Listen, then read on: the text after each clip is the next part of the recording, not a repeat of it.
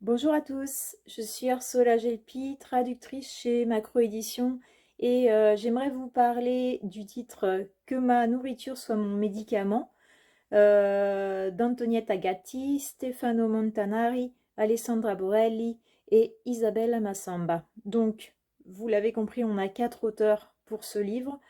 Quatre auteurs qui sont tous spécialisés en nutrition, mais dont les domaines d'expertise sont différents, ce qui permet d'avoir un ouvrage très complet.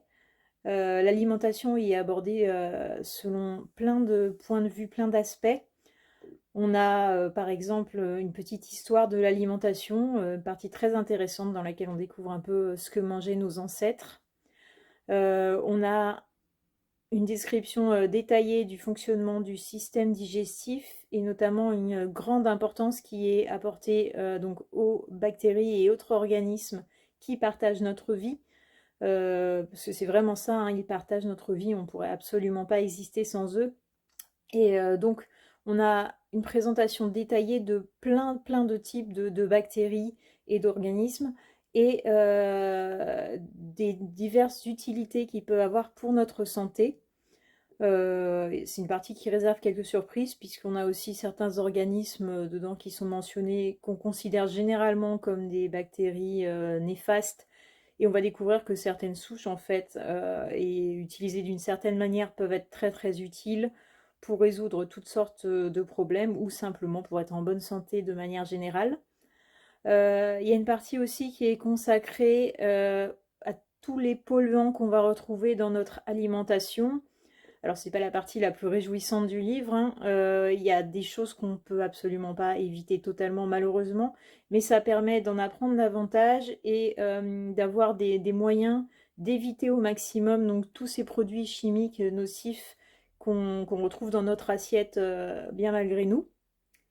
Et une partie enfin un peu plus pratique sur la manière donc d'élaborer des menus et notamment avec plusieurs recettes proposées qui sont très variées. Il y a de tout. Il y a des choses qui remplacent un petit peu le pain. Il y a des desserts. Enfin, il y a tout ce qu'on veut. Pour ma part, j'ai testé la panna cotta à la papaye. C'est délicieux. Donc ça, je vous recommande. Et donc, ce livre très complet a aussi un avantage, vraiment, ce que j'ai beaucoup apprécié, c'est qu'il n'est pas du tout dogmatique. La plupart des livres sur la nutrition, on se retrouve malheureusement avec des points de vue qui sont quand même souvent extrêmes, souvent limitants, où on va vous dire, bah voilà, ça, il faut absolument pas en manger, on exclut totalement tel et tel ingrédient, on exclut totalement tel ou tel type d'aliment. Et là, on n'a pas ça du tout. Les auteurs évoquent la possibilité de manger absolument de tout, de la viande, même boire de l'alcool. Alors bien sûr, tout ça se fait d'une certaine manière, se fait avec modération, se fait en réfléchissant à quels produits on achète, la manière dont on les associe à d'autres, mais il n'y a vraiment aucun extrémisme et aucun dogmatisme. Donc c'est un livre qui est très agréable, qui apporte énormément d'informations, qu'on peut vraiment prendre selon son intérêt. Donc, je vous ai dit, la petite partie historique, c'est sympa, ça donne des informations. Il y a des parties un peu plus scientifiques. Il y a donc la partie pratique. On a vraiment une foule d'informations. Et c'est un livre qui est très sympathique et que je recommande à tout le monde, qu'on peut mettre entre toutes les mains.